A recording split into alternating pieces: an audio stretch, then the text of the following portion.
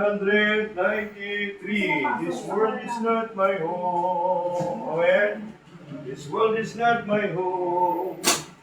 Magandang gabi po sa ating lahat. Now we are already 6:30, 6:40. Salamat po sa Panginoon sa umaga sa gabing ito.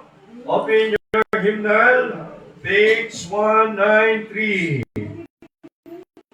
Page 193. Okay? Nandiyan ba kayo? Nandiyan na? This world is not my home. Okay. 193. This world is not our home. No? Amen? Hindi ko natin tirahan ang bayang ito. Tayong lahat ay manlalakbay lamang. Kaya yamang tayo ay manlalakbay. Mag-iwan na tayo ng napakagandang iwanan, no? Dahil tayo man ay lilisan, may maalala man lang ang tao sa atin na magbibigay ng inspirasyon sa kanila.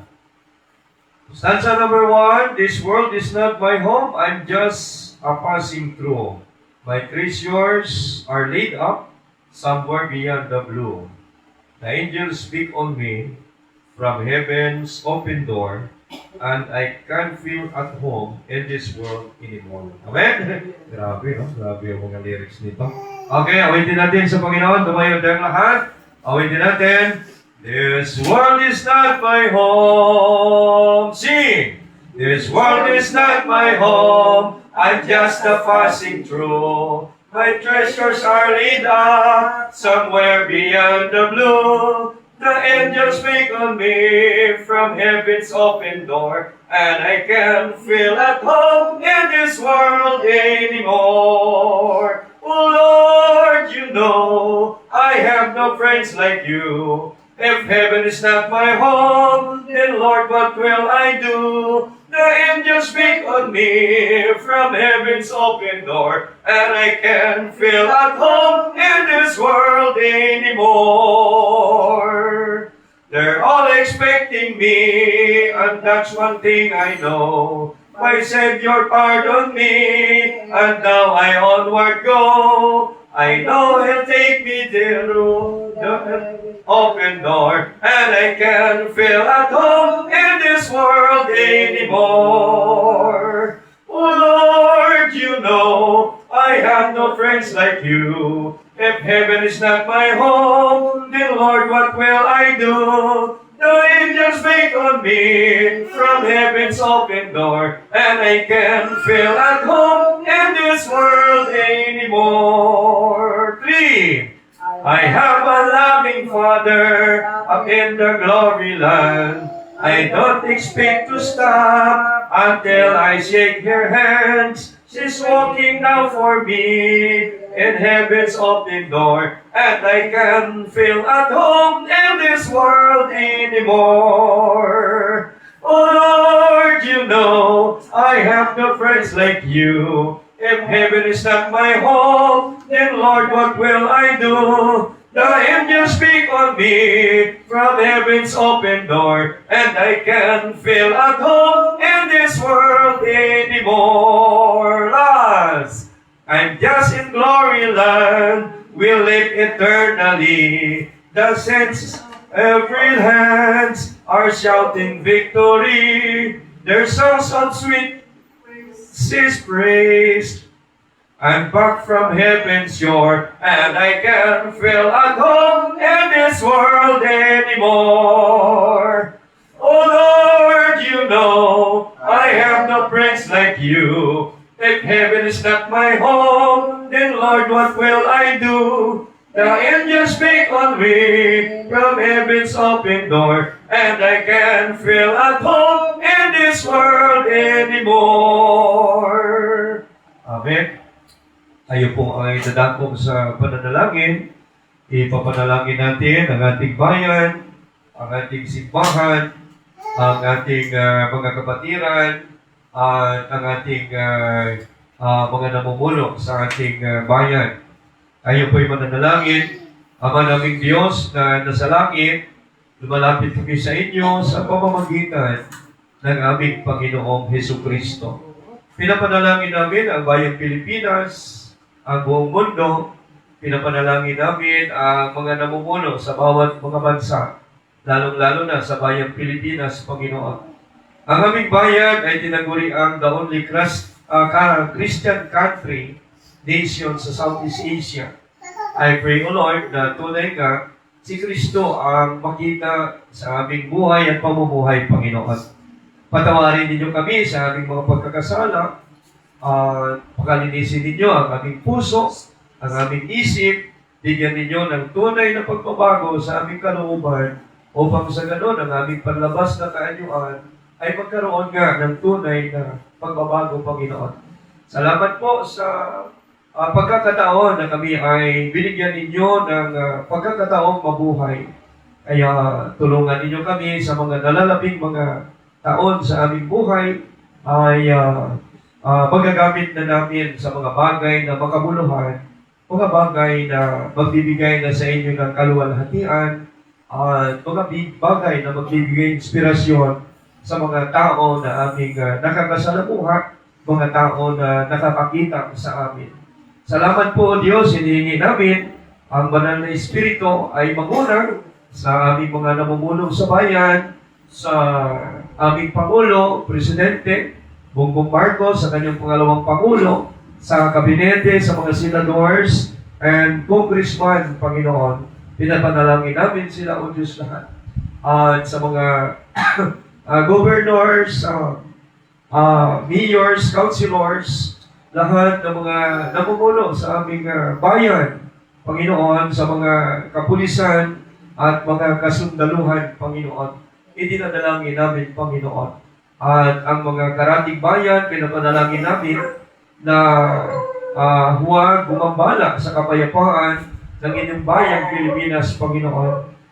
Dinadalangin din namin ang inyong simbahan ay i-preserve ninyo na ang mga mananampalataya ay tunay na lumalakad sa katotohanan at madatnan ninyo sa inyong muling pagparito na ginagawa ang katotohanan at ang inyong kalooban. O Diyos, kayo ang nagsabi na bumawasak ang inyong salita ng mga kuta ng dyablo, mga kapangyarihan ng kaaway sa sanlibutan ito. At inyong salita ang isang pinakamabisang sandata upang aming panlaban sa gawa ng kaaway, upang kami magtagumpay. Kaya tulungan ninyo ang mga salita ninyo ay magkaroon ng kapangyarihan sa aming mga puso at kaisipan, at kami ay maging matagumpay sa bawat araw na aming kinakaharap, Panginoon. Sabayan ninyo ang kaaway na huwag gumambala sa aming matahimik na kaisipan at puso at pamumuhay. Hayaan ninyong maranasan namin ang inyong pangako. Kayo'y naparito upang kami bigyan ng buhay na ganap at kasiya-siya. Pinapanalangin ko ang inyong simbahan ay patuloy ninyong ingatan at gabayan at ang lahat ng inyong mga mananampalataya na dumadako sa dakong ito, Panginoon. Maraming salamat, pakaingatan niyo kami, pakagabayan niyo kami, inihingi ko ang banal na Espiritu ang siyang manahan sa bawat isa sa amin. Lukuman kami, Panginoon. Maraming salamat, Ama, sa pangalan ng Panginoong Hesus at kaisa ng banal na Espiritu Santo. Ito ang aming panalangin. Amen. Muli tayong umawit sa ating Panginoon, mga kapatid. Buksan natin ang ating banal na kasulatan. No?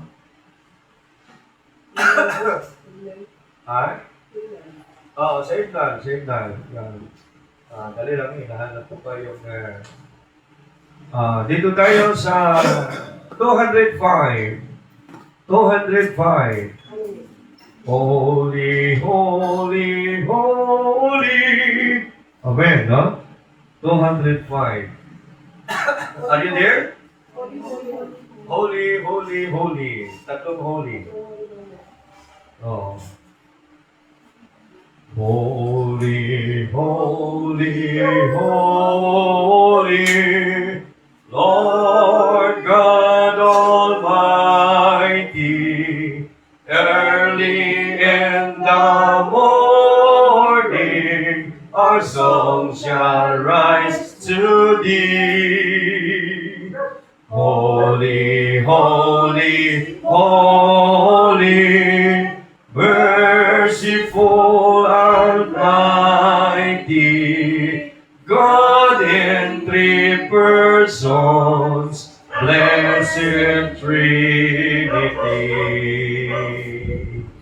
Holy, holy, holy, all the saints adore thee, casting down their golden crowns around the glassy sea. Cherubim and seraphim falling down before thee, which were on earth and evermore shall be. Last. Holy, holy, holy, Lord God Almighty, all thy works shall praise thy name in earth and sky and sea. Holy, holy, holy, merciful and mighty, God in three persons, blessed Trinity. Amen. Salamat sa Panginoon. Palapakan natin ang Lord, no? To God be the glory. Magkakaupo na po ang lahat.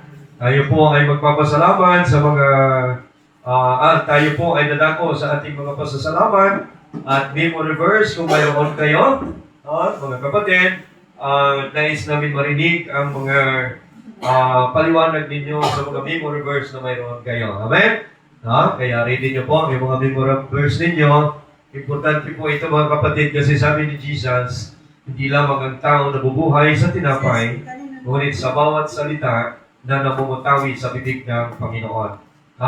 Kaya kung gaano po kahalaga ang tinapay, ang pagkain na ating kinakain, ay ang salita ng Diyos ay higit na mahalaga. Minsan hindi natin na-appreciate kasi tayo ay nasa laman, pag tayo ay hindi nag-church, hindi nagbabasa ng Biblia, parang normal lang, parang okay lang. Pero sa spiritual point of view, ang salita ng Diyos ay higit na mahalaga kaysa pagkain na ating kinakain sa bawat araw. Bakit? Ang pagkain na ating kinakain sa bawat araw ay para sa ating katawan. Ang katawan na mamatay. Ang salita ng Diyos ay pagkain ng ating kaluluwa at hindi na mamatay ito mga kapatid. Kaya, kung ating maunawaan, ang Biblia, ang salita ng Diyos, higit na mahalaga kaysa pagkain na ating kinakain sa bawat araw. Kaya ho, mga kapatid, kung paano tayo namamatay, pag hindi tayo kakain, ganun din ang mangyayari, pag hindi na tayo nakikinig o nagbabasa ng salita ng Diyos, mamamatay din ang ating pananampalataya, magkakaroon ng sakit ang ating pananampalataya, hindi na magiging healthy ang ating spiritual life, magiging matamlay na tayo, at mamamatay na ang ating faith, At ang sabi ng Lord, ang faith na yan, ang susi na tayo ay pinatawad ng Diyos, tayo ay iniligtas ng Diyos, at ang sabi ng Hebrew chapter 11, verse 6, sabi ng Panginoon dyan, Hebrew 11 verse 6, sabi ng Lord, at kung walang pananampalataya, ay hindi maaaring maging kalugod-lugod sa Kanya, sapagkat ang lumalapit sa Diyos ay dapat sumampalatayang may Diyos at siya ang tagapagbigay ganti sa mga sa Kanya ay nagsisihana. Anong sabi sa Banyagang Wika, English version? But without faith, it is impossible to please Him. To please God. Without faith, it is impossible to please God. For he that cometh to God must believe that He is, and that He is a rewarder of them that diligently seek Him. Yan, So, pananampalataya pa rin ang tinitingnan ni Jesus. Kaya nga, Sinabi niya nung gumawa siya ng maraming himala at binigyan ng authority ang mga mananampalataya na sila rin ay magpapalayas ng masamang espiritu. Magpapagaling ng mga may sakit. Bubuhay ng mga patay. Noong 72 na inutusan ni Jesus ay natuwa sa mga nagawa nila sa pananampalataya. Nakapagpalayas ng masamang espiritu. Nakapagpagaling ng mga may sakit, tuwang-tuwa sila. Nung ikwento nila sa Panginoon, doon sa Luke chapter 10, at verse 17, pababa, itong sabi, sabi ni Jesus, nung itinikwento nila kay Jesus ang nangyayari, at nagsibalik ang 70 na may kagalakan. 70, 70 na may kagalakan na nagsasabi, Panginoon, pati ang mga demonyo ay nagsisisuko sa amin sa iyong pangalan. Yan. May pananampalataya na tayo kay Jesus. Hindi na tayo dapat nagagapi ng kaaway. Susuko yan sila sa atin, may Jesus na tayo. Sila ang susuko, hindi tayo yung susunod sa kanilang gusto. Gusto ng diablo.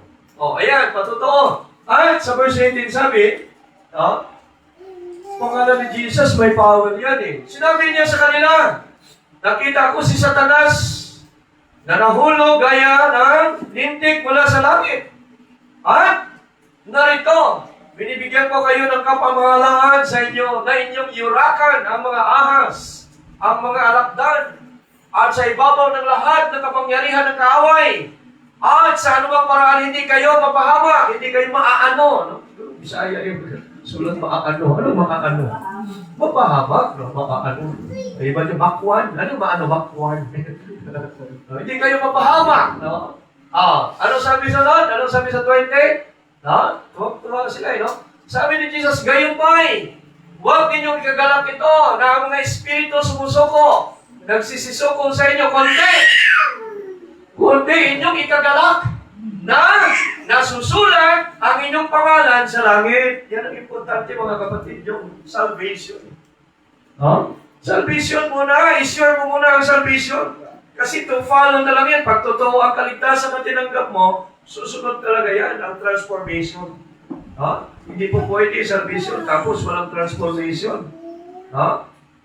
Kaya nagtatransform talaga yan kasi may power ang pangalan ni Jesus, May kanta yun, di ba?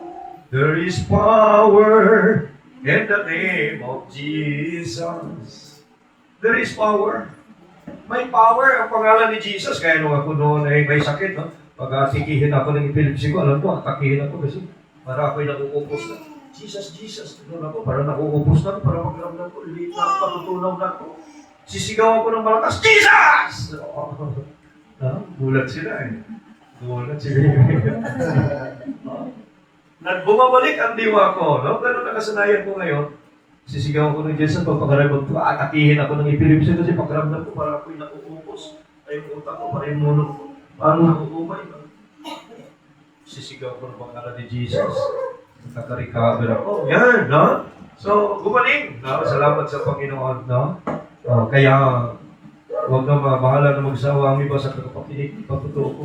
Yan na naman, nasasabi. Testimony ko yun eh. Kaya mga kapatid sa Panginoon, ang propeta na walang testimony, anong klaseng propeta? Sa Biblia nakasulat yan eh. Pag walang testimony, the spirit, anong pagkasabi doon sa Revelation, yung testimony, patunay yan na nag-work ang Diyos sa buhay natin. Kasi wala kang patuto. Anong klase? Puro lang tayo kwento rito. Puro lang tayo kwento. Walang kwenta kung walang resulta. Puro kwento lang ng kwento. Walang resulta. Dapat may resulta.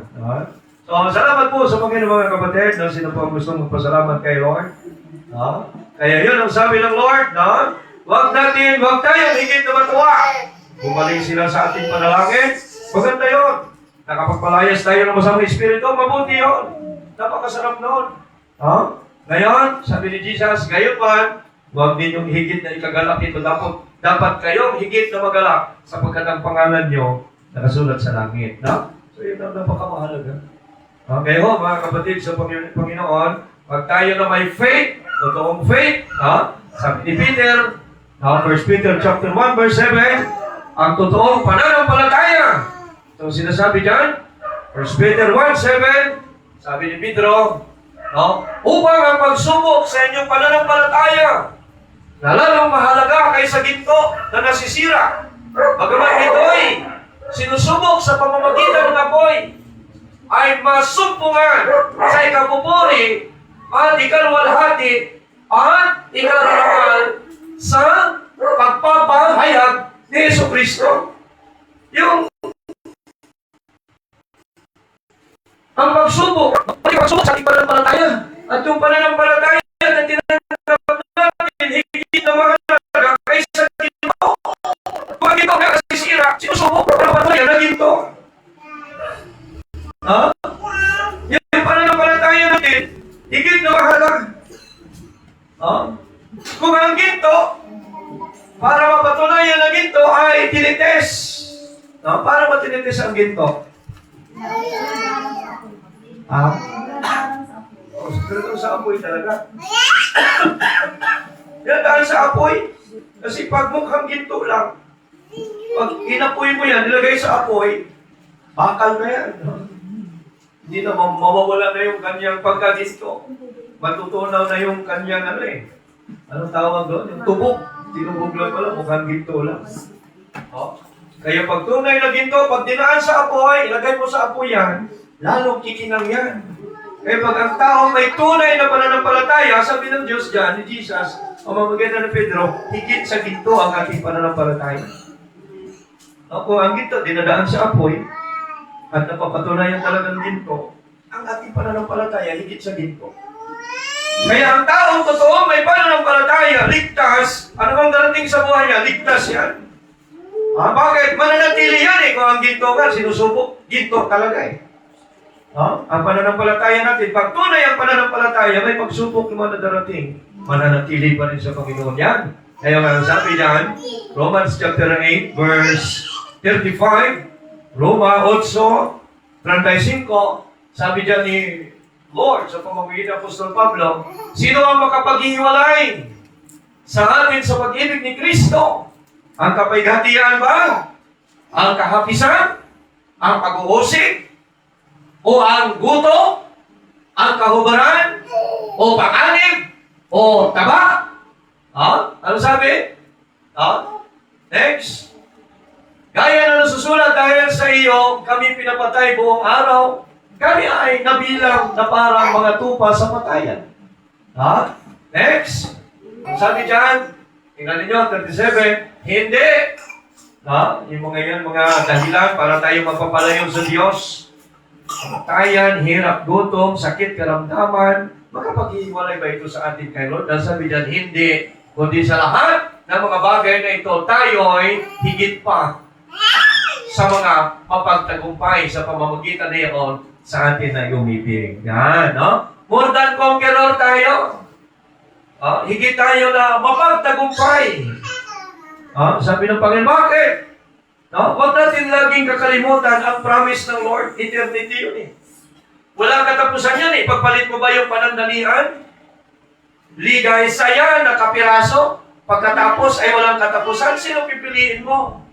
Ang matalinong tao, pinipili lagi ang pangmatagalan Hindi yung panandalian. Kaya kung hindi mo kaya yung sa buhay na ito, ipakita sa Diyos na karapat-dapat ka noon sa pangako niya, paano ka mamarapati ng Lord?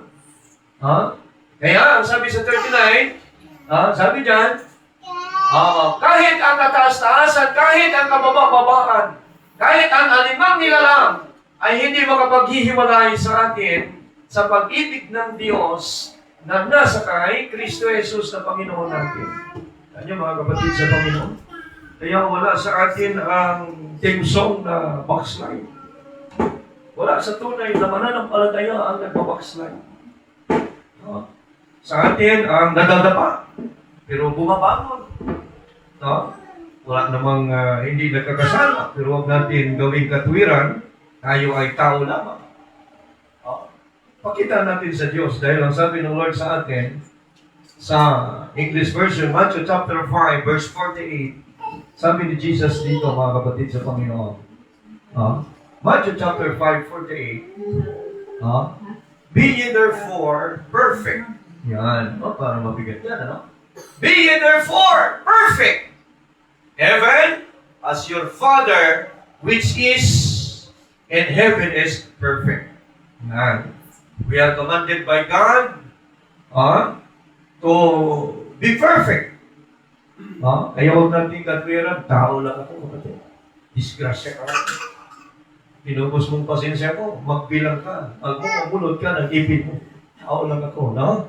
Sikapin natin, mga kapatid sa Panginoon, na magpakasagdal. Kung sakaling man nadapa ka, alam ng Diyos kung paano ka nagsikap. Humingi ka ng tawad sa Panginoon, iayos mo na. Kasi ang taong nagre-repent, ang ibig sabihin kasi ng salitang repentance, turning away from sin. Turning away from sin. Unang-una, yun ang pinag-aaral ni Jesus. Pagkatapos si Jesus na baptize, nung magsimula siya mag-aaral, doon sa Matthew chapter 4, verse 17.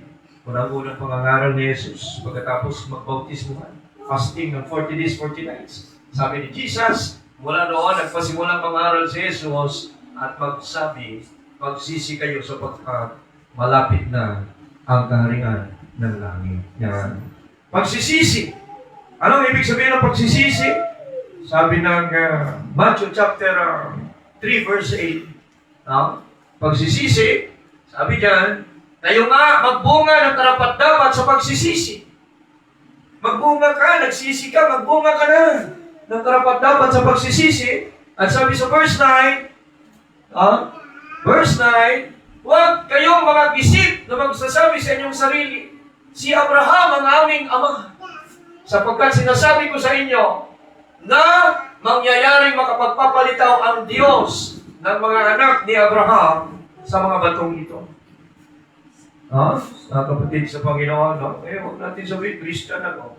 Magsisi ka, ipakita mo sa pagbabago ng buhay. Huwag mong sabihin, Christian ka. Ipakita mo. Dahil sabi diyan, ang Diyos ay kayang magpapalitaw ng tunay na mga anak ni Abraham. Sa gitna ng mga batong ito. Pati pa ng mga bato, kung hindi sabihin ng Lord, sino dito ang mga tunay na yan? Sino dito ang mga tunay na bato? Tulad mo na may pusong bato. Sino dito ang tunay na bato? Baka yan ay mga putik, adobe. Sino ang tunay na bato? Palilitawin ng Diyos. Kaya po, pag tayo nagsasabing mananampalataya, pakita natin yun. Dahan-dahan lang, mga kapatid, minsan nahirap. Kasi nakasanayan natin, unti-unti lang. Pero kung kaya mong extreme na pagbabago, wala mong masama doon at kailangan ang Panginoon. Kaya nga po, pagsikapan natin na pagharian tayo ng Diyos. Ang sabi ng Lord, Matthew chapter 9, verse 45. Matthew chapter 9, verse 45, sabi ni Jesus, sabi ni Jesus, sapagkat, 9:45. Ng 45? Nagkamali ako. 13:45. Supply ang memorize ko. Hindi na ako makasandok ng bigas, bawas tayo. 13:45. Ang sabi niya ng Lord, gayon din naman, ang kaharian ng langit ay katulad sa isang taong nangangalakal na humahanap ng magagandang perlas. Next. Pagkasumpong ng isang mahalagang perlas ay yumaon at ipinagbili ang lahat niyang tinatangkilik at binili mo. Next. Ano sinabi sa muna? Tulad din ang kaharian ng langit sa isang lampan. Balik mo doon sa 44. Ay ba sa 44? Balik mo doon. Sabi niya doon, tulad ng kaharian ng langit sa natatagong kayamanan sa bukid, na nasumpungan ng isang tao at ninilihim. At sa kanyang kagalakan, yumaon, pinagbili ang lahat niyang tinatangkilik at binili ang bukid na iyon. Ganito ang pagpili at pagsunod sa Diyos. Dahil nakita mo, napakalaki ng pakinabang doon. Ang taong ito, lahat ng kanyang pagmamayari lahat ng mga bagay na mahalaga sa kanya. Dinisregard niya. Binenta niya. At binili ang bukid. Dahil alam niya, ang bukid ay puno ng mahalagang kayamanan. Ganito daw ang pagsikap natin na pagharian ng Diyos ang ating buhay. Higit sa anumang kayamanan sa lupa na ito. Na ang Diyos ang maghari sa buhay mo. Bakit? Ang kayamanan na mamanahin mo ang walang hanggan. Ay gaano ka man kayaman sa lupa, ang lahat ng mga yan ay panandalian lamang. Ha? Kaya nga sabi ni Jesus, doon sa Mark chapter 4 at chapter 8, verse 34, ang sabi ni Kristo sa atin, Mark chapter 8, verse 34. Yan. Inalapit niya sa kanyang karamihan, pati ang kanyang mga alagad, at sa kanila'y sinabi, kung sinumang tao ibig sumunod sa akin, tumanggi sa kanyang sarili at pasanin ang kanyang cross, sumunod sa akin. Kaya nga, sabi ko, ito ang cross ko. Harapin ko. Kasalanan ko eh. Haharapin ko. Kaya, mga kapatid, pinilit kong sundin ng Panginoon. Salamat kay Lord. Sabi ko, sa dami ng mga tao sa lupa, napansin ako ng Diyos. Nakita ako ng Diyos. Kaya, tinanggihan ko na ang aking sarili at binuhat ko na ang cross. Ito po yung mga tumutukoy sa responsibilidad na iniiwasan natin, mga kapatid, ngunit hindi nakakalugod sa Diyos, kaya pipiliin natin ang mga bagay na nakakalugod sa Diyos. Mahirap, pero kailangan mong buhatin, harapin. At, ang sabi dyan, kung ang sinumang tao ibig sumunod sa akin, tumanggi sa kanyang sarili. Deny yourself. Yung mga bagay na nagbibigay comfort sa iyo. Dahil hindi pala nakakalugod sa Diyos, sa tabi natin. Piliin natin ang sumunod sa Diyos. At, pasanin ang kanyang cross at sumunod sa akin. Next. Sabi dyan, 35. Sapagkat kung ang sino man ibig iligtas ang kanyang buhay, mawawalan nito. At ang sino mang mawalan ng kanyang buhay dahil sa akin at sa Ebanghelyo, maliligtas siya. Kita ninyo mga kapatid sa Panginoon. Kaya salamat sa Panginoon sa mga talata na yan. Sino pa gustong mag-share dito mga kapatid? Alipo kayo. Sino gusto magpasalamat sa Panginoon? Gustong magpapatotoo? Gustong mag-memory verse? At papaliwanag ng konti, Pinaiinit ko lang ang inyong pag-upo dyan, hindi naman ulo. Salamat sa Panginoon. Sino gusto mag-share? Alin po kayo, mga kapatid? Sino gusto magbahagi? Alin po kayo, magbahagi kayo ng salita ng Diyos. Ito yung practice, Pag naayos yung mga church natin, papadala ko kayo doon. Para kaya nyo lang tumayo, Para kailangan tayo magpagamit sa Diyos. Kasi, pag hindi tayo magpagamit sa Diyos, gagamitin tayo ng tao. Sa Diyos na lang tayo, Kasi hindi po pwedeng gitna tayo. Sarili. Dapat na talagang decided tayo na kay Lord tayo sumunod. So, sino po? Alin po kayo mga kapatid sa Panginoon? Ito, pero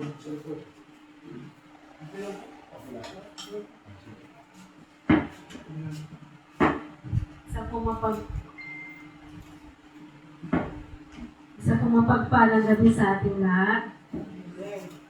Magandang gabi po mga kapatid. Bagamat hindi maganda na nangyari sa pamilya namin ngayong panahon na to. Ako po'y tumatayo sa inyong harapan para po muli magpasalamat sa ating Panginoon. Sapagkat anumang po nangyayaring hindi maganda, alam ko naman po may purpose nito ang Panginoon. At saka lahat ng bagay nagkakalakit-lakit para sa kabutihan ng mga mananampalataya niya. Ang Bible verse ko na arise i-share sa inyo ay ang sa Isaiah 41:10. Sabi po rito, ako isa sa inyo, huwag kang matakot. Ako ang iyong Diyos, di ka dapat mangumba kanino man. Palalakasin kita at tutulungan, iingatan at iligtas. Kung minsan po yung mga nangyayari sa buhay natin, hindi natin may iwasan, hindi tayo makaramdam ng takot eh. Lalo na kung nakasalalay dito ang trabahong kinabubuhay natin.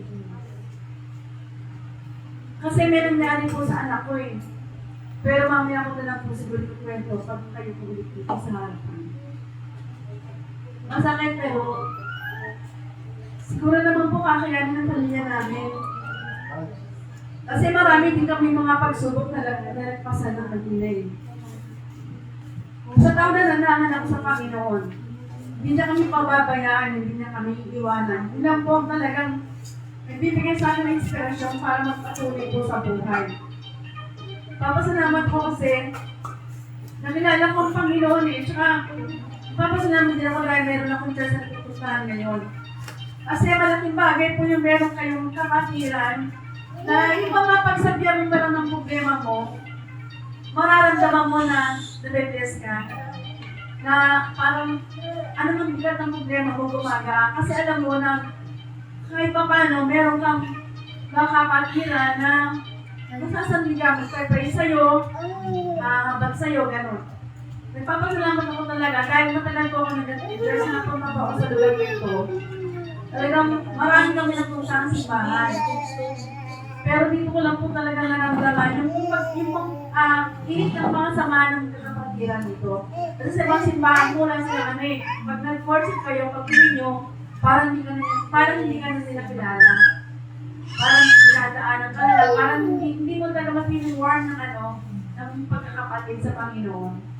Pero dito sa iglesia nito, naramdaman ko na tinanggap ako rito ng mainit. Kaya gusto ko rin isuglan ito ng init ng paglilingkod sa Panginoon. Kaya sa kabila ng nangyari sa buhay ko namin ng ina, patuloy po ako magpupuri at patuloy po ako kakapit sa Panginoon. Maganda lang po sa inyo dyan. Purihin ka, Diyos.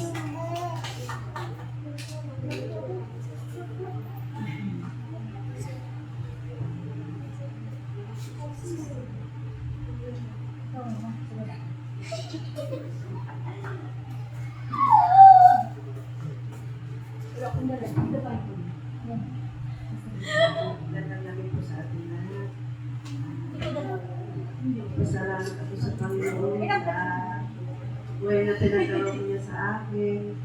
Bagamat nagkaroon po ako ng sakit, pero papasalamat ako sa Panginoon dahil nasa process pa yung pagpapagaling kasi nga iinit po ako ng gamot po. Hindi naman salat ng ginawa ng Panginoon, mabuti man o hindi maganda, ipasalamat. Dahil may purpose si God kung bakit tayo pinaparama sa mga pagsubok. Dahil alam natin na kasama natin siya, ano man yung sitwasyon, ano man yung trials, problema. Pag kumapit ka kay Lord, hindi ka naman niya tumabayaan. Sabi nga sa amin, 11:30, sapagkat maging hawang galing ang aking pamato at magan ang pasaming ibibigay ko sa inyo. Alam ko na ang ibibigay ng Panginoon, hindi mabigat. Dahil wala namang ibibigay si God na hindi natin kaya. Lahat ng mga pagsubok ay ipaparadaan lang sa atin, ipaparanas kung hanggang saan yung tatag natin, hanggang saan yung pananampalataya, hanggang saan yung paniniwala sa Kanya. Kung tayo bibitaw o mag-stand pa rin sa Kanya. Pero alam ko, hawak niya yung buhay ko. Siya lang yung nakakalam kung hanggang kailan ako kukulit. Kasi pinagkatiwala ko lang sa Kanya lahat yung mga sakit ko. Na alam ko naman na hindi tatagal itong sakit na ito pag-gagalingin niya ako. Kaya titiwala ako sa Panginoon na walang imposible sa Kanya na magpapagaling siya. Dahil siya yung nagbibigay ng kumbaga na pagdaanan niya na nagpapako sa cross at ng mga pasakit, sinanas na niya. Para pag maranasan natin, kaya na natin. Kaya salamat po. Yan lang po. Blessing. Sikat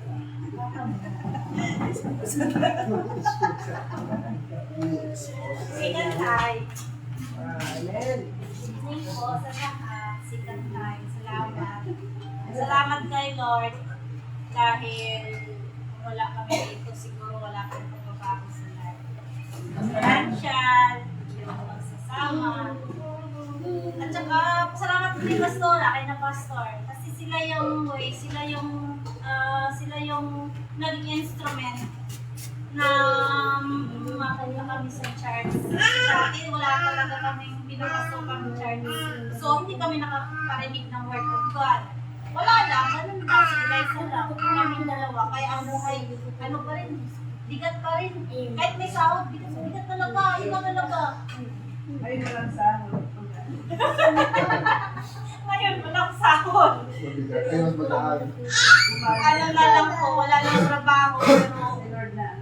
opo, iba-iba na rin. Kahit pension na lang, maliit lang na pension. Pero kaya niya kasi nandiyan na si Lord eh. At saka, umaattend na kami ng, midweek. Then, nagcha-church. Wala pa kaming absent pastora. Tsaka ngayon, yung malaking improvement po kasi mga bata sa isang noon, sakitin. Hindi ko alam kung ano, dinala na sa PGH lang, sumasakit yung ulo. Kaya nga, hindi, negative sa akin. So, sabi ko, baka meron na ng Panginoon na kailangan na natin mahanap siya. Kasi may church na rin pinapasukan. Yun nga po, ang sinabi po ni kapatid na Ate Beth, then doon po kami galing din po. The same lang po. Iba yung acceptance. Totoo po. Yung pagpasok mo pa lang, walang katulad nito. Walang kamustahan, wala pong ganon. Then after church, Venus, wala. Hindi mo ramdam. Iba yung pag may masyaring tayo. Tulad niya yung kay pastor, kay pastora. Kayo. Yan, iba talaga pag may rise in church. Yan lang. Thank you kay Lord. Amen. Ayan, naikalabas ko na so. Thank you, Lord. Thank you, Lord. Thank you, Lord. Salamat. Next time na lang sir. Pepsi.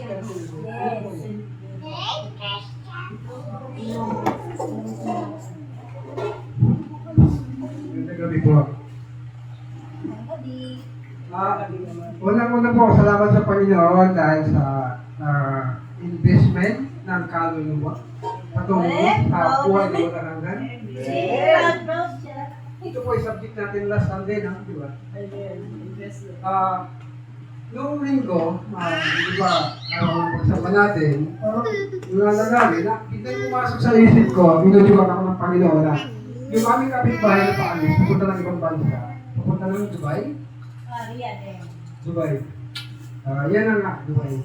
UAE. Kailangan sabi ko, kasi may anak sila na parang special sa ito tawag. Ngayon, naawa ako sa bata. Sabi ko, kawawa naman itong bata. Minsan, bigla na lang iiyak, talagang sisigaw. Pinupasa yung bata. Siguro, pagka may gusto na hindi masunod, ganun ang nangyayari reaction ng bata. Kaya sabi ko, ipagdadasal kita. Papanalangin kita. Sa ng iyong pamilya. So, nangyayari nga ngayon. Natupad. Amen. Sa tulong ni Pastor. Galing po kami din ng pastor dyan. So, pinag-isang namin sila. Then, tinanggap nila si Panginoon Jesus bilang Panginoon ng buhay. So, nagkaroon tayo ng bagong kapatid sa Panginoon. So, salamat at nagkaroon tayo ng bunga yung ating investment. Kung naka-invest tayo ng kaluluwa. Amen. Salamat sa Panginoon dahil ang dami pong mga anghel, ibang mga anghel na nagaganap sa kaluluwa. So, thank you po. Purihin si Yahweh. Hallelujah. Hallelujah. Jesus, thank you. Yun na po, magandang gabi. Amen po.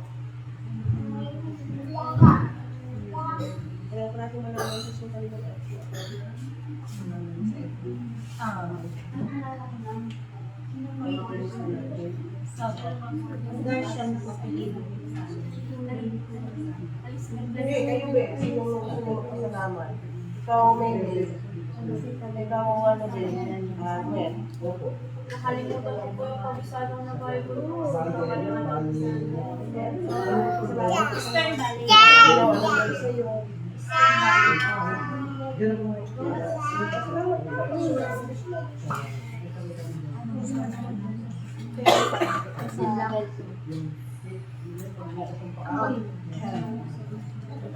Okay, sinusunod.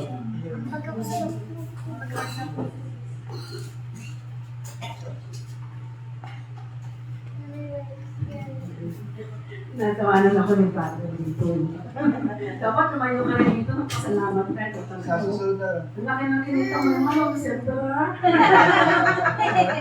Malapit. Magandang gabi po ulit mga kapatid. Gaya po na nasabi ko po kanina, ang pamilya po namin po sinusubok po ngayong 2026. Kasi hindi maganda ang pasok sa amin ng 2026 eh. Noong January 8 po, pauwi ako galing ang Cuba. Pauwi ako, nakasakay ako sa bus pauwi. Nagaling ang cellphone, anak ko pala tumatawag. Kung sagot ko sa kanya, sabi niya, Nanay, nandito ako sa St. Luke's, na-aksidente kami. Nagulat ako. Kasi anak ko po, nag-umugit ito eh. Nag-umugit siya. Hindi umuwi ito ng bahay sa linggo. Natutulog sila sa may, pero silang parang quarter ba yun na tinutulugan ng mga rider. Eh, kung minsan sinasagad, pagod na pagod, di ba? Antok, pagod. Hindi kaya. Kasi December, kalakasan eh. Kalakasan ng December, laki ng tinignan ng December. Naka 30,000 daw siya ng December. So, in January, pagod pa rin, sige pa rin siya. Ito na, aksidente na. Ano nangyari sa'yo, sabi ko? Yung daw, madaling araw, nabangga niya yung, yung concrete barrier. Papunta sa may, nasa Taguig sila eh. Kasi yung pasayero niya, tatrabaho sa St. Luke's, sa Taguig, sa Bonifacio Global City. Nagtatrabaho. So, pagka-aksidente nila, hindi naman sila grabe na aksidente. Kasi medyo mabagal yung takbo ng motor. Eh, madaling araw eh. Mga alas 5, naman naman alas 5, alas 6, pag-biling pa, di ba? Yun, nabangga yung pero nakabangon. Wala naman sila masyadong diferensya. Nakapag-motor na papunta pa ng St. Luke's para magpa-check up.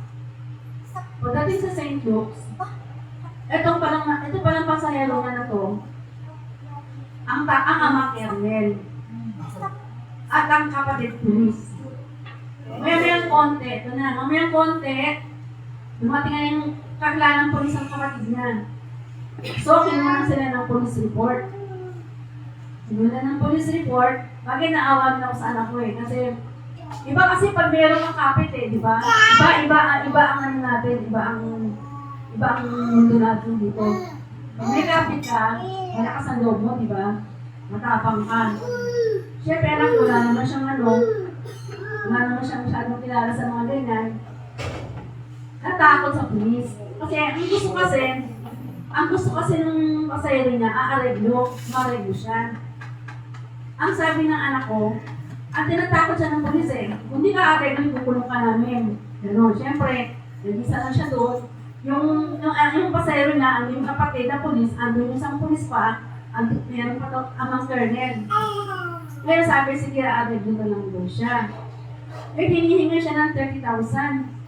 Areglo. Sabi niya, wala naman daw masyadong diferensya yung pasahero.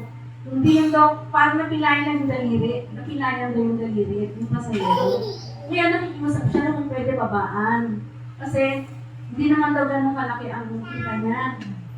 Kaya sabi niya, nanay, yung kinita ko ng December, bali wala rin. Kasi, 30,000, hindi ka siya ng 30,000 ang pasahero niya. Ngayon, ito na, nag-arigluhan sila. Ngayon, nakiusap siya ng babaan, hindi, ayaw pumayag. Samantala yung pasahero niya, makaka-claim naman siya sa SSS. Babayaran din siya ng kumpanya nila. Tapos libre pa yung check-up niya. Alam ko nga, hindi na nagpa-check-up eh. Meron siya may butok sa kilay, may gastos sa braso. Actually, yung balikat niya, dahil na aksidente, nakalas na yung balikat nito eh.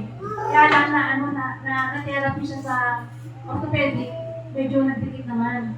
Kaya sabi ko, buti na lang, balikat mo, hindi nakalas ulit.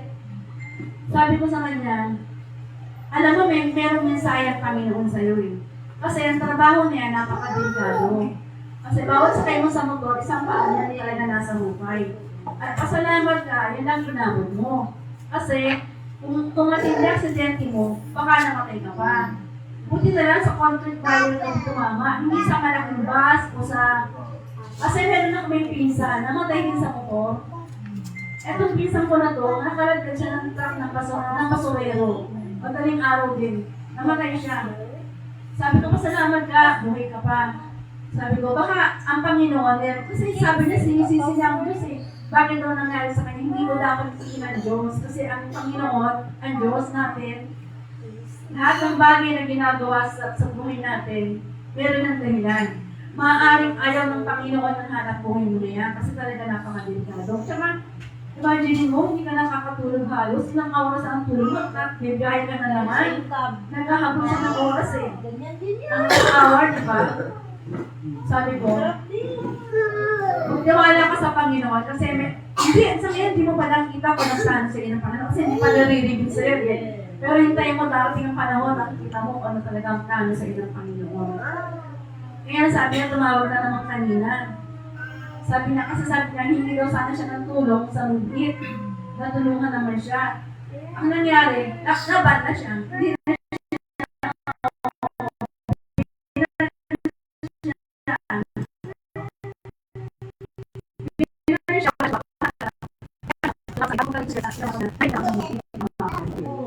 kaya sabi ko gano'n,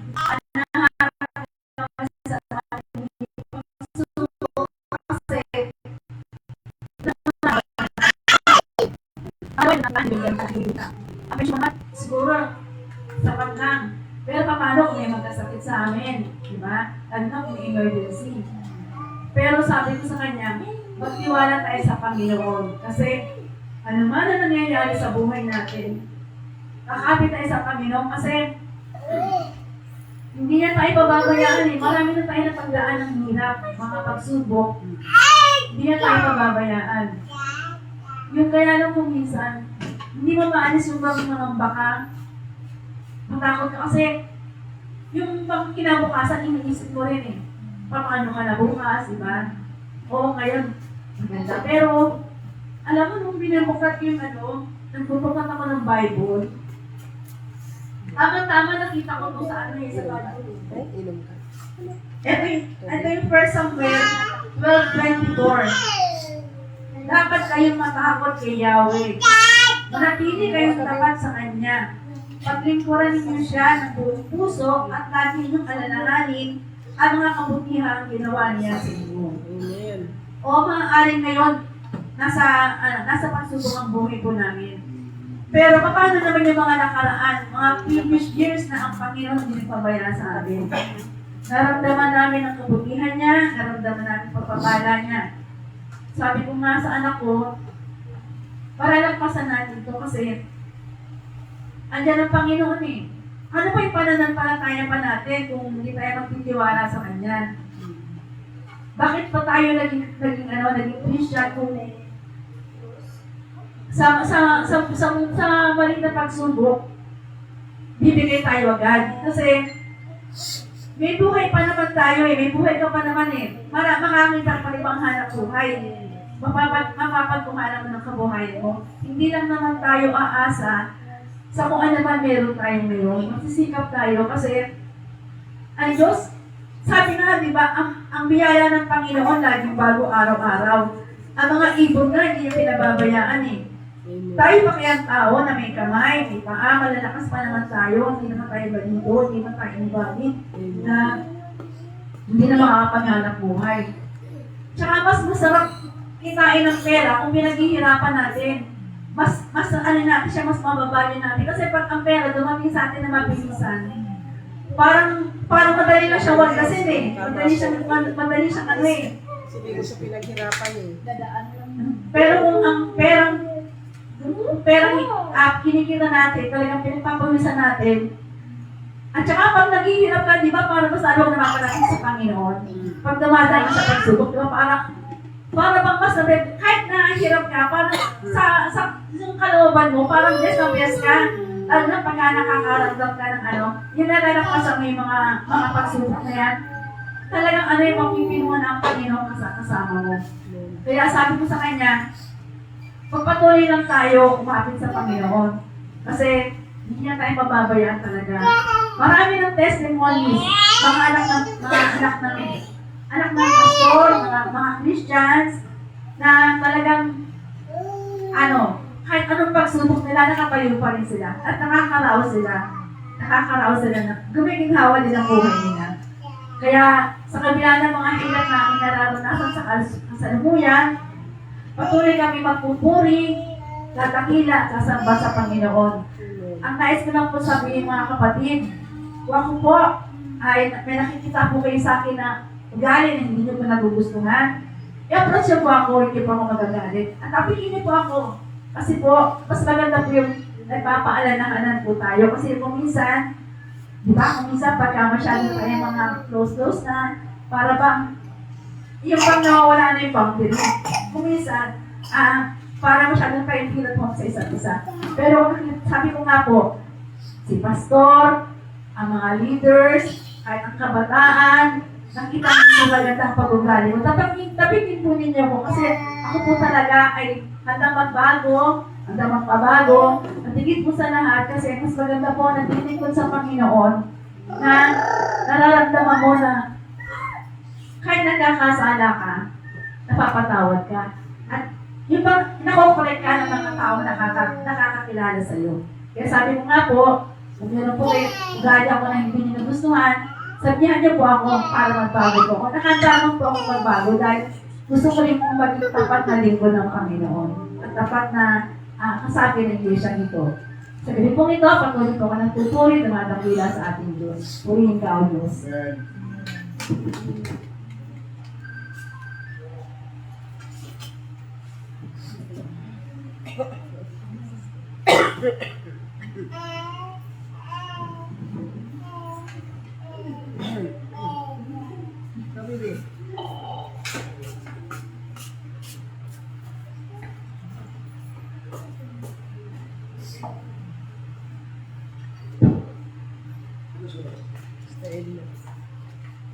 Ang aking topic ngayon ay hard to be alone. Hirap mag-isa po. Ang objective po nito ay ang madiscovery ng bawat isa ang panganib na dulot ng pag-isa at ang benepisyo ng pagkakaroon ng peer group o mentor sa panahon ng nagigipit at nangangailangan ng tulong. Hindi tayo makakaiwas sa oppression, pagigipit, paninikir at walang hintong labanan sa loob at labas ng ating tahanan. That is about challenger, problem solving, wars, battles, temptations, at iba pa. Ito ang sinabi ng Ecclesiastes 4. Again, I looked and saw the oppression that was taking place under the sun. I saw the thirst of the oppressed, and they have no comforter. Power was on the side of their oppressors, and they have no comforter. Hindi tayo makakaiwas sa oppression habang tayo ay nabubuhay. Paglabas natin sa ating tahanan, harapin natin ang oppression galing sa labas. Harapin natin ang taong mga suliranin o problema mula sa kapanganakan hanggang kamatayan. Ang masakit ay wala raw tagapag-aliw o comforter. Ang comforter ay isang tao na nagmamalasakit sa kapakanan ng iba. Walang tao ang nagmamalasakit sa kapwa para tulungan siya sa kanyang naranasang kapighatian. And I saw that all labor and all achievement spring from man's envy of his neighbor. Na isa pang uri ng oppression is envy, an inward oppression or inward struggle. Na-oppress tayo sa achievement ng kapwa natin na hindi natin nararanasan. Habang sila ay pasaya ng pasaya, tayo naman ay palungkot ng palungkot. Kaya't nagagalit tayo, pero hindi naman natin dapat, hindi tayo nakakatulog nagkamukmok at nagkukumpara sa misfortune natin at swerte nila. Ang mga ito ay nag-oppress sa atin. The fool folds his hands and ruins himself. Dahil dito ay sinasara natin ang ating mga sarili sa oportunidad na bukas sana kung makakakita tayo ng mga taong tutulong sa atin upang makaalis sa ating kalagayan. Dahil dito ay nalalapit tayo sa kapahamakan. There was no a man all alone. He had neither son or brother. There was no end to his toil, yet his eyes were not content with his will. For whom am I toiling, and why am I depriving myself of enjoyment? This too is meaningless, a miserable business. Yung personal achievement ng isang tao ay isa rin uri ng oppression. Walang tigil na trabaho, tapos hindi ka naman napupuntinto sa lahat ng nakukuha mo. Walang tigil na overtime para lang madagdagan ang pera mo sa bangko. Matapos magkaroon ng maraming ipon, pagkakaitan mo ang sarili ng kaligayahan na dapat mong ibigay sa iyong sarili. Ang tawag ni Solomon dito ay miserable business. Nagsusumikap ka ng gusto upang pahirapan ang iyong sarili hanggang sa ikaw ay magkasakit at mamatay sa kalungkutan. Tapos ang makikinabang ng lahat ng iyong pagsisikap ay ibang tao. Ang sagot ni Solomon, napansin ko na karamihan ng mga donors o mahilig mapag-isa ang unang-unang ginagawang ng diablo at ng mga demonyo. Isolation is still the enemy's greeting tactic in destroying one's life. Dito papasok sa mismong chapter 4 ang sagot ni Solomon laban sa oppression. Number 1, two are better than one. Two are better than one because they have a good return for their works. Nilagay ni Solomon ang ating isip sa higit sa mabuti, dalawa kaysa isa. Hindi ka pwede mag-isa. Maraming magagawa at mabuting magagawa kapag may kasama ka. Being alone will lead to loneliness. So, humanap ka ng tamang tao na makakasama mo. Pwedeng tao o grupo. A friend will help you. If one falls down, his friend will help him up. Kapag bumagsak ka, may kamay ka na magtatayo sa iyo. Pity the man who falls and has no one to help him up. Kawawa ang nag-iisa. Walang kamay na magbabang matutulong sa kanya. Life is designed for companionship, not isolation. Some people prefer isolation, but we are made not to serve ourselves, but God and others. Don't isolate yourself by trying to go alone. Seek companionship. Seek someone who will help you in your walk with God. Number 3, one cannot keep himself warm. Also, if two lie down together, they will keep warm. But how can one keep warm alone? Dumarating ang panahon na may pananlalamig tayo sa buhay dahil sa maraming masalimuot na bagay. Ang iba ay nanlalamig ng tuluyan hanggang totally nagyelo na. Dito papasok iba pang magbibigay init sa ating malamig na kondisyon ang pananampalataya. Magbibigay init sila at ang init nila ay nakakahawa. Nagbabalik ulit sa sigla at saya sa buhay. Ang dala nila ay di lang init, kundi nagbabagang kapangyarihan na galing sa salita ng Diyos na magpapalakas sa iyo. Magtiwala ka ulit sa ibang tao. Reflect the following. Tapos na po. Ay, isa pa. Binasa ko lang. May anong ba mo? Itatapos ko.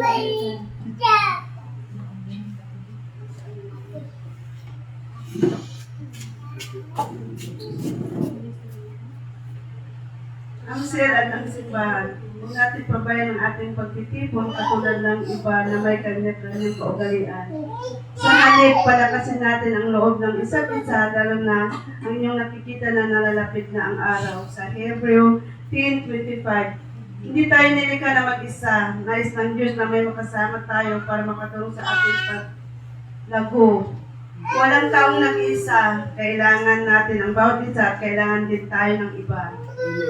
Kung sa tingin mo na pagkatapos mong tanggapin ang kaligtasan at mapatawad ng Diyos, matatili ka na lang sa bahay at magpakakain hanggang sa ikaw ay mamatay, ikaw ay nagkakamali.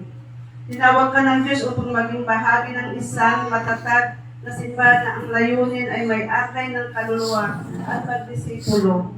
Pagpapaliwanag ni Dr. Ray Orland, ang isang Kristiyanong hindi kasama tumutulong sa kapwa, mananampalataya para sa pananalangin, magbahagi at paglilingkod upang siya ay makilala. Tulad ng pagkakilala niya sa iba, ay hindi masabing masunuring Kristiyano. Wala siya sa kalooban ng Diyos, kahit siya ay malalim sa theology, hindi pa din siya sumusunod sa Diyos. Ano ang sil at simbahan? Ang sil at simbahan ay pagsama ng mga tao na nagtitipon-tipon, minsan sa isang linggo, sa isang takdang oras at lugar upang mapalakasan ang bawat isa sa salita ng Diyos. Ano ang tungkulin ng mga ito? May tungkulin sila sa Diyos at sa bawat isa, mayroon silang layunin at pangarap. Tungkulin nila mag-akay ng mga kaluluwa ng tao sa Diyos. Bakit napakahalaga ng sil at simbahan? Parte ito ng malaking pamilya, huwag natin pabayan ang ating pagtitipon-tipon. Niligtas ka ng Diyos upang maging bahagi ka ng malaking pamilya. Kaagad matapos mo ang kilala sa Diyos, tanggapin mo si Kristo sa iyong buhay, hinihanggan na niya ang iyong pamilya na mag-iingat sa iyo. Pagkatapos may panganak ng isang babae ang kanyang sanggol, ay agad itong dadalhin ng doktor o nurse sa nursery upang doon maalagaan mabuti. Gayon din naman sa iyo, bibigyan ka ng grupo na titingin sa iyo. Ang sil at simbahan ay masigit sa pagtitipon. Dito mararamdaman na hindi ka nag-isa. Pangangalaga at atensyon ang ibabahagi sa iyo ng mga bago mong mga kuya, ate, gayon din ay pamalas mo itong makiramdam sa iba.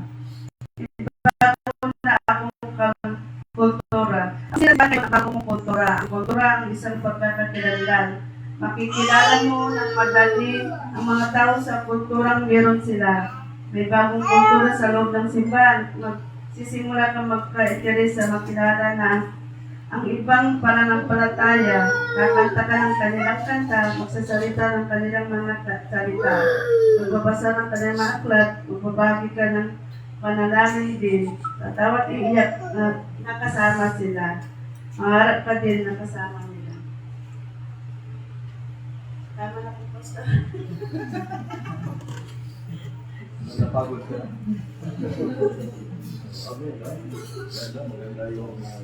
Ganda yung mga topic. Ha? So, salamat sa patutuo ng bawat isa. Ha?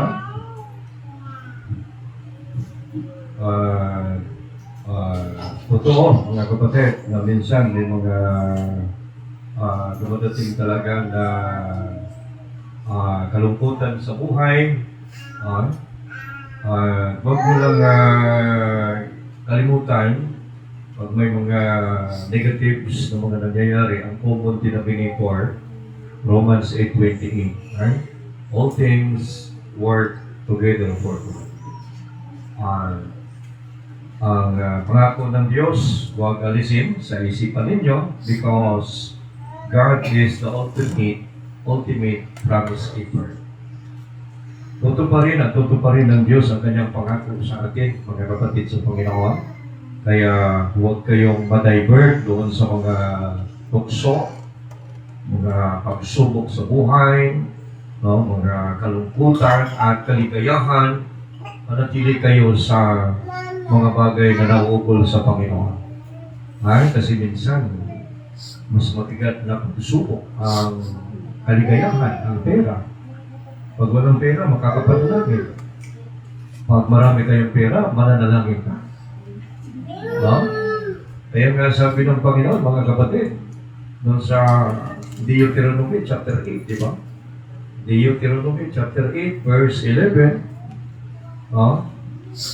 ang tao ay mag-ingat, baka makalimutan ang Panginoon sa hindi pagtupad ng kanyang mga utos. at ng kanyang mga kahatulan at ng kanyang mga palatuntunan na iniutos sa iyo sa araw na ito. Mag-ingat tayo. Ha? At? Anong sabi sumunod? 12? Sumunod, next verse. Baka pagka ikaw ay nakakain at nabusog. Yan, no? Pagka gutom na gutom, Lord, gutom na gutom na ako. Pero pag ikaw nakaharap sa litsyon, baka... Bakbak!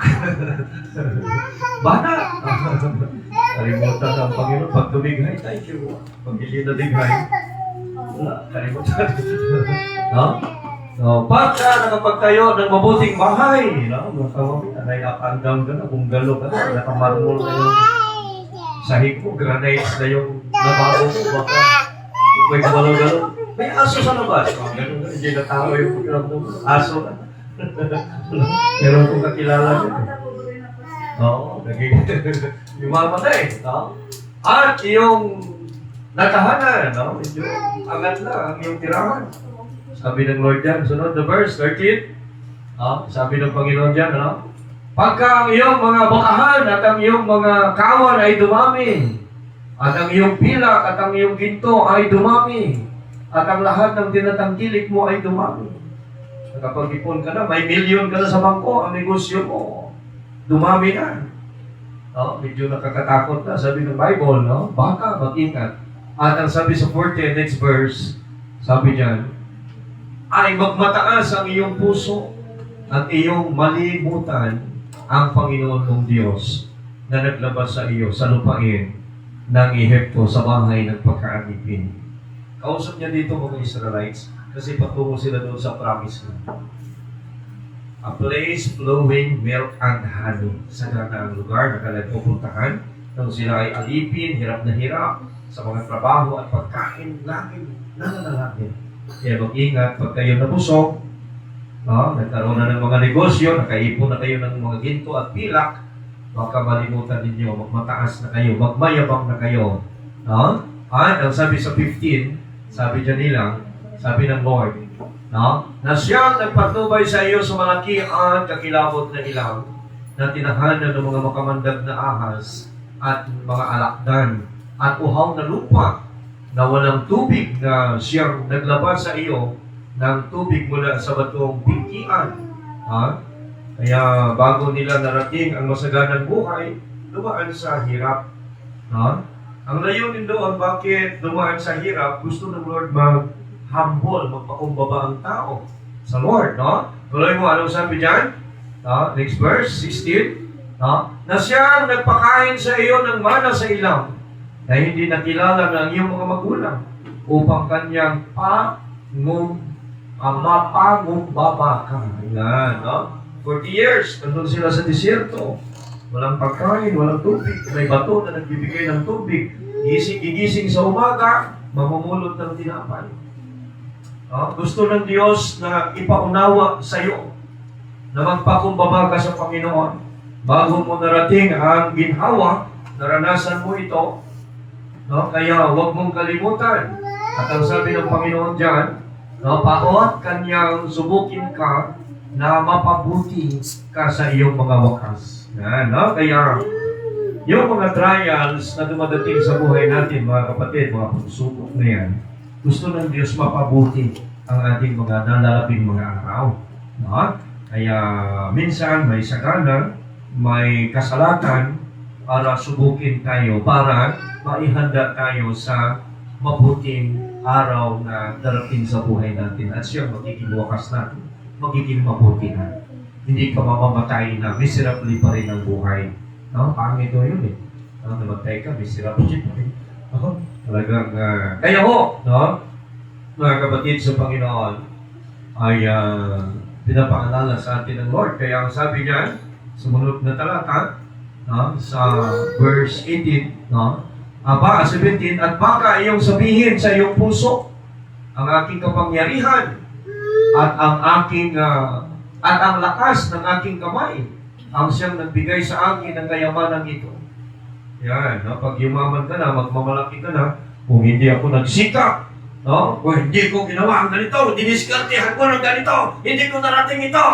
Sabi ng Panginoon dyan, mag-ingat ka. Dahil, no, ang Diyos, ang iyong, kundi iyong alalahanin, ang Panginoon mong Diyos. No, sapagkat siya ang nagbigay sa iyo ng kapangyarihan upang magkaroon ka ng kayamanan, upang kanyang papagtibayin ang kanyang tipan na kanyang isinumpa sa iyong mga magulang gaya ng sa araw na ito. Pinangako ng Diyos sa mga mananampalataya magkaroon ng buhay na ganap at kasiya-siya.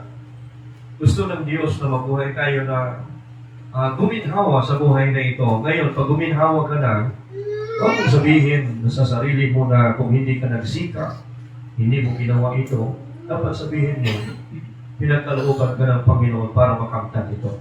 Siya ang nagbigay ng power, ng lakas, karunungan, kakayahan para marating mo yan. Lagi to God be the glory. Lagi ang Diyos ang nakikita sa mga bagay na nangyayari sa atin. Kalungkutan, kasaganaan, ang Diyos dapat ang mamumutawi sa ating mga nabi. Kaya si Job, yung lagi natin pinapaalala dito pag may mga kalungkutan sa buhay. Doon sa Job chapter 2 verse 9, nung pinuntahan na siya ng kanyang asawa, mahirap na siya. Sabi ay, itakwil mo na. Nang magkagayon, sinabi ng kanyang asawa sa kanya, namamalagi ka pa ba sa iyong pagtatapat? Itakwil mo na ang Diyos at mamatay ka. Kapatid, no? Nung sagana ang buhay, nandiyan ang kanyang asawa. Dinadamayan siya, pero nung walang-wala na. Bye-bye. Walang-wala na. Ano ka, hino? No? Sabi siguro, ayaw ko magutom. Ito na ako, iniwan na si Job. No? Ngunit, nagtatapat pa rin. Pinuntahan niya, galit na galit siguro. Nagtatapat ka pa sa iyong Panginoon. Takuin mo na ang Diyos mo, magpakamatay ka na. Pero sabi ni Job, mga kapatid sa Panginoon, sumagot si Job, tandaan niyo lagi, sabi ni Job, ngunit sinabi niya sa kanya, ikaw ay nagsasalita gaya ng pagsasalita ng hangal na babae. Hindi mo alam ang sinasabi mo. Ano? Tatanggap ba tayo ng mabuti sa kamay ng Diyos? At hindi tayo tatanggap ng masama? Ayan, sa lahat ng ito ay hindi nagkasala si Job ng kanyang mga labi sa Panginoon. Kaya, tama yung sabi ni Sister Josie. Na-aksidente, no, yung anak mo. Pero hindi naman pilay, yung kamay lang na pilayan. Ayun, pasahero. May ganun talaga mga pasahero, no? So, nagbayad siya ng 30,000. Nareglo. No, 30,000. Napakulong ko na siya. Para natin. Kasi nabandi yung binandi ng COVID. Kaya mag-redo siya kasi parang hindi siya mabahan. Tapos, bigat pa rin. Nabal pa rin. Bakit di ba ba? Nare-report siguro yun. Naka-report ko kasi. Ganun yung mga graduate pa. Wala kasi pinohospital. Parang pinahigop. Nakapost sila. Oo, nakaposo. Din tuluyan Hindi na. ka makakabiyahe kasi nakapost. Kaya makakuha na kami kasi Hindi, oo. Ngayon na binata siya ng login. Sa joyride naman. Oh. Joyride naman. May joyride naman eh. Kaso yun ang pagod, no? Delikado nga yun yung pag-aangkas. Pero ayoko ng tao. lalo na yung mga driver. Kaya documents na lang siya. Tulog lang yun. Oo, dapat ano na lang, documents na lang siya. Kasi documents wala kang gaanong pananagutan doon. Documents na lang i-deliver niya. Sa tao kasi, Lalamog. documents na lang i-deliver niya. At hindi pa gaanong risky. Hindi gaanong kasi yung tao kasi pag inangkas mo, minsan makati ang puwet. Simplang ka eh. Hindi po sa Nabanga sa ano yung conflict barrier. Kasi madilim po. Dilim. Hindi napansin siya. Pagod kasi yung Pagod kasi. pag minsan tumatakbo ka na, tulog ka, hindi mo alam. Ganun kasi pastor pag December malakas talaga. Malakas, no? Siya po na last biyahe niya last December. Oo. Pero pastor, kinumpis ka pa rin ang airplane. Isang bulong ako sa kalsada. Rescue ako ng mga Nangyari din yan sa akin. Yes! Nangyari ko yan! Kaya kung baliktad po ako, pinigilan, tatayo nga ako, pinigilan ako ng isang kilometro, kung maraming tatayo. Kasi nakalagay yung video. Oh. Kasi hindi ka talaga pwedeng tumayo eh. Accidente ka eh, no? Oo. Pero sabi ko doon, wala po akong trauma. Wala po akong tama po. Wala po. Nakakaya po. Kasi wala nangyari. Wala po akong bralos. Wala po. Kasi bugbog lang talaga yung second video. Sakit ko. Kaya pinay ka dito. Wala ang Panginoon sa buhay ko.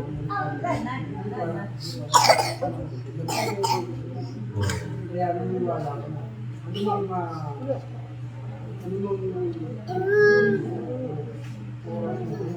Oras mo.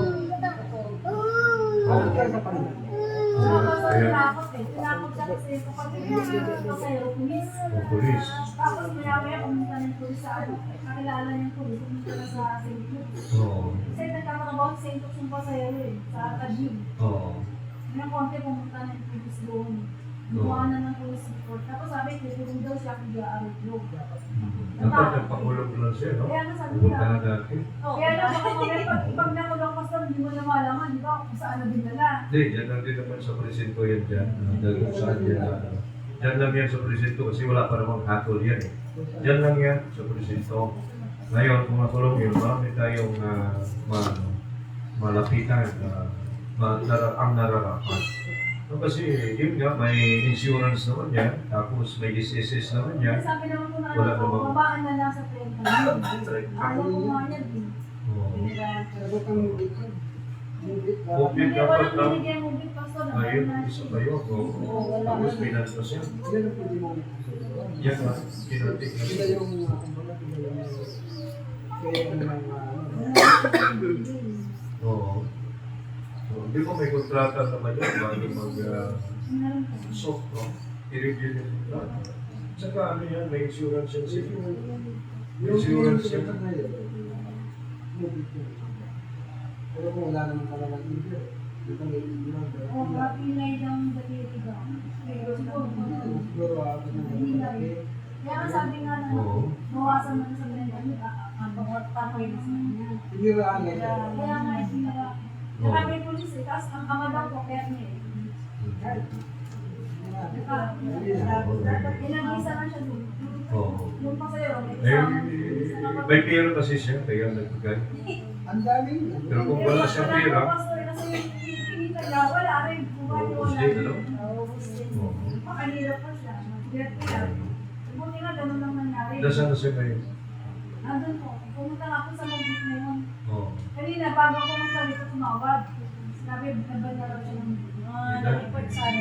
Pila natin. Kaya pila niya kasi binayaran naman niya. Dapat sagot na mo yun. Aksidente yun eh. May insurance yan sila eh. Kinakaltasan yan sila doon sa ano. May insurance yan. Oo. Hindi po pwede yun eh. Oo. Kaya hindi maayos din yan. Hindi po relax lang at ipapalo up lang. So, sa ngayon siguro, baka sa, hindi ko alam kung naban talaga. Baka pinag-face lang muna. Hindi naman. Kasi yung mga nakapost ng account niya eh. Oo. Hindi siya ng order. Yung nabanas yan, documents nabanas yan. Yan yung gagamitin natin na Pwede po Modify natin, may attorney tayo. Pwede pa. Sabi ko, hindi may na. attorney tayo. Papadala. Advice kay Papadala, siya. papadala ng sulat daw. Papadala sila ng subway na, no? Sulat na para magwarap sa korte. Oo. Hindi nararapat yun. Ikaw nang nagbayad. Dapat sa ng company yun. Okay? Okay, no? So, doon sa pangalawa, anong topic doon? Yung, ano ba yun? Yung, ano yung topic mo? Ang tinalakay mo? No? Mahirap mag-isa, no? Totoo yun, mga kapatid sa Panginoon. Two is better than one, yung nasabi ni Solomon. Pag natumba ang isa, may aalalay. No? Kaya, importante, ang pagkakaisa, ang author dito ang God. No? Sabi po ng Bible, sa langit po nanggagaling ang unity. Mga kapatid, Ang Diyos ay Diyos po ng pagkakaisa. 1 John chapter 5, verse 7. Unang Juan 5:7. Ito ang sabi, i-English mo kasi kapos ang Tagalog dyan. I-English mo, medyo kulang ang pagka-translate sa Tagalog dyan eh. Yan o. Yan o. For there are three that bear record in heaven. Now, the Father, the Word. Now, yung Word, capital letter ha. Salita yan eh, Word. And yung Word na salita, si Jesus yan. Si Jesus, in the beginning was the Word, and the Word was with God, and the Word was God, and the Word became flesh. Nagkatawang tao ang Word. Kaya capital letter yan. Kasi salita ng Diyos yan. At ang salita ng Diyos ay si Jesus. No? Mayroong tatlo sa langit na nagpapatotoo. Ang Father, ang Salita, at ang Holy Ghost, and these three are one. Ang tatlo ay nagkakaisa. Kaya nga, sinasabi ni Jesus sa atin ang kanyang prayer, importante po ang pagkakaisa. No? Ang panalangin ni Jesus sa John chapter 17, panalangin ni Jesus, mga kapatid sa Panginoon, na mula sa 15, no? Ang sabi ng Panginoon John, John 17 verse 15, no? Ito panalangin ni Jesus, no? Hanggang sa 20, ito, no? Hindi ko dinadalangin, aalisin mo sila sa sanlibutan, kundi ingatan mo sila mula sa masama. Panalangin ni Jesus, no? Hindi sila taga sanlibutan. Pag tinanggap mo si Kristo, dapat naiintindihan natin ang ating identity ay hindi na dito sa mundo. Yung ating buhay, ang ating pamumuhay ay hindi na makamundo. Ang ating identity dapat ay Christian. Na the followers of Christ and ang ating final residence ay heaven. Tandaan nyo, ang ating identity Christian. At ang ating final residence ay langit. Kaya tayo, sabi ni Jesus, hindi sila taga-sanlibutan. Gaya ko naman na hindi taga-sanlibutan. Pinapanalangin tayo sa Father. At dahil sa kanila, pinabanal ko ang aking sarili upang sila naman ay magpakabanal sa katotohanan. Yan. Kaya si Jesus ang ating model, no? Hindi lamang sila ang dinadalangin ko, kundi sila rin naman na mga nagsisampalataya sa akin sa pamamagitan ng kanilang salita. Yan. At, sabi sa 21, no? Next. Upang silang lahat ay maging isa, na gaya mo, Ama, sa akin, at ako'y sa iyo, at sila naman suma sa atin, upang ang sanlibutan ay sumampalataya na ako'y sinugo mo. At sa 22, itong sabi, at ang kaluwalhatian na sa akin ibinigay mo ay ibinigay mo sa kanila upang sila maging isa, gaya naman natin na iisa. Two is better than one. Gusto ng Lord ang mga mananampalataya ni Jesus ay nagkakaisa, nagtutulungan. Kaya nga, church and seal, no? Sinabi mo kanina. Kaya nga gusto ko dito na pag after ng lunch, no, may kunting fellowship tayo. Yung may seal group, makapagkwento ng mga problema, mayroong magbibigay payo, no, papaanalahanan at mamalasakitan. No, hindi yung pagkatapos kumain, takbuhan na lang. Hindi mo ka sana yun. Yung mamataas. Wala mo lang yung people natin, Wilga. Si Wilga, no? Wilga si Eli na lang dito. Wilga. Kaya, no, dalawa na lang ano dito, tatlo. No? So, kaya, magkaroon ng groupings, no? Mag-sharing. No? Kasi, wala tayong afternoon service. No? Dahil kulang pa tayo na magagawa, pero pagdating ng araw, no, ay magkakaroon na rin tayo ng afternoon kasi hindi tayo nagkakasya sa morning. No? Kaya unti-unti lang natin, tinitraining natin ang bawat isa para dito tayo makapag-produce ng mga nag-lead. No? Kasi pag galing sa labas, ibang espiritu, minsan na pupuntaminate yung isip ng mga tupa. nagkakaroon ng gulo sa isip. No? Ang direksyon ay nawawala sa tamang direksyon. No? Kaya kailangan, no, ay dito manggagaling sa atin ang magiging naglilidin sa mga tupa ng Lord. No? Kaya, ngayon, ito ang sinasabi sa atin ng Panginoon, no? Two is greater than one. No? Gusto na naroon na nagkakaisa at nagtutulungan ang mga tupa at yung mga leaders dito, no? Ang mga naglilid, dapat maunawaan ang paglilingkod sa Panginoon ay hindi ho yan profesyon. Hindi rin career na anytime pwede mong iwan. Ayaw ko nang i-pursue ang aking career. Hinto na ako. Ang paglilingkod sa Panginoon, ito ay commitment at high schooling yan. Yan ang pinakamataas na uri ng katungkulan na naglilingkod ka sa Diyos sapagkat Diyos ang iyong pinaglilingkuran. Kaya dapat, decided ang puso mo, naglingkod ka kay Lord, siguraduhin mo. Kasi hindi tinitingnan ng Diyos dito kung paano ka nagsimula, kung paano mo tinapos ang takbuhin. Yun, hindi pwede ang bilis mo sa simula. Grabe ang bilis mo. Tapos pagdating ko sa gitna, pagod ka na. So ikaw nagpapatuloy, naunahan ka. Sino magtatanggap ng reward? Yung unang mabilis nagsimula, yung nakatapos ng finish line. Ang tinitingnan ng Lord dito kung paano ka nakatapos sa sinimulan mo. Tapusin natin, mga kapatid sa Panginoon. Naunawaan natin, ito ay pinakamataas na pagkatawag sa atin ng Lord. Ang paglilingkod sa Diyos, hindi mo ito biro. Talagang pag ikaw ngayon nagsilbi sa Malacanang, doon ka, amo mo, senador, presidente, vice president, mayor, grabe na ang angat ng noo mo. Saan na rin ka trabaho? Sa munisipyo. Sa office of the mayor ako. Ay, ito ngayon, Diyos ang pinaglilingkuran mo. Ayun.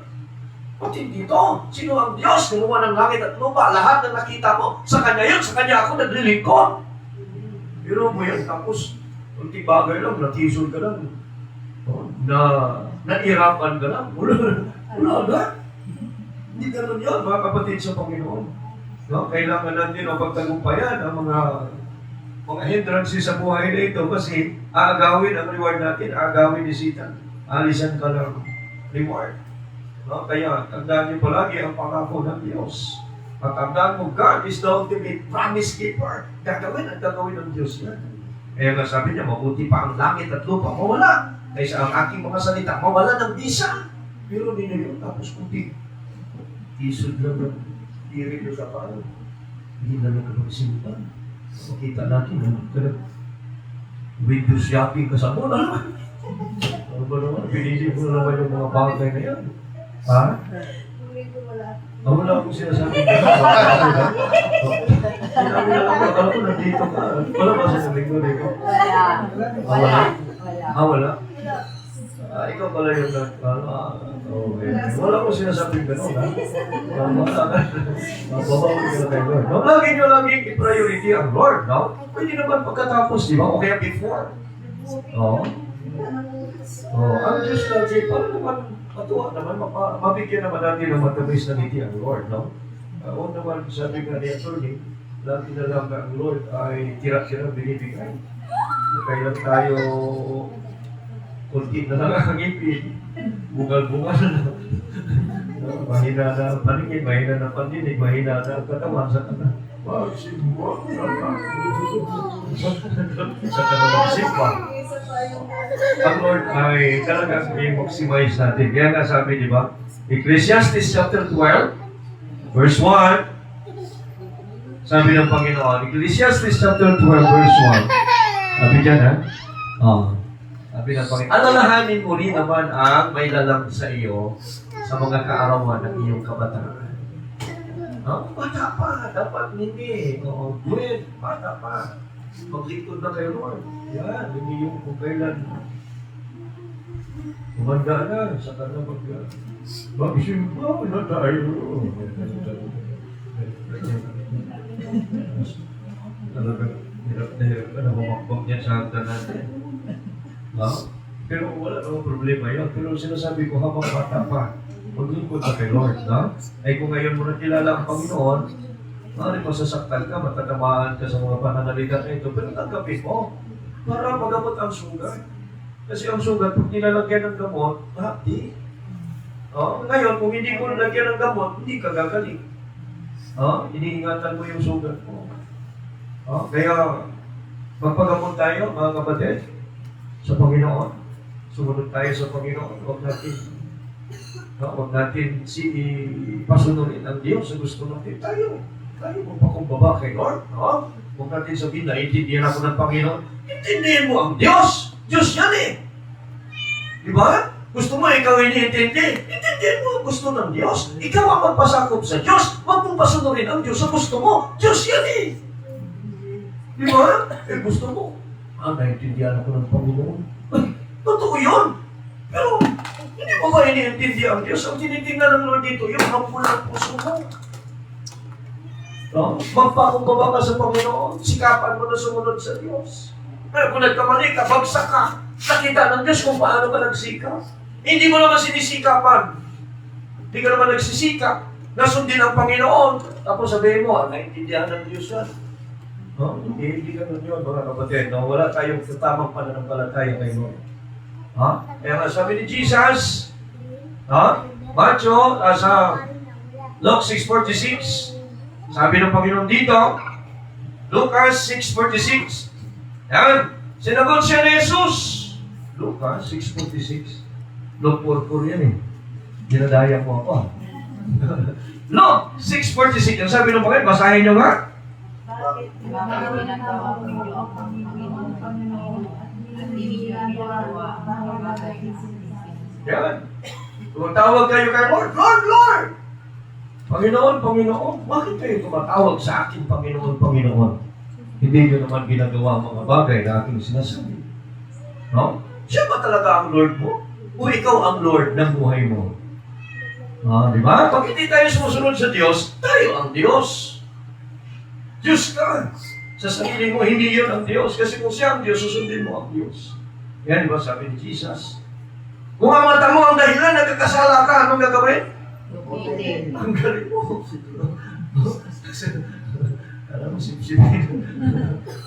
Ang galing mo mata mo kung dahilan niya nagkakasala ka. Kung ang kamay mo ang dahilan nagkakasala ka, putulin mo. Kung ang paa mo ang dahilan na nagkakasala ka, putulin mo. Mabuti pa, pumasok ka sa langit, napilay, tingkaw, bulag. Kaysa kumpleto naman katawan mo, sa impyerno ka magpapatungo.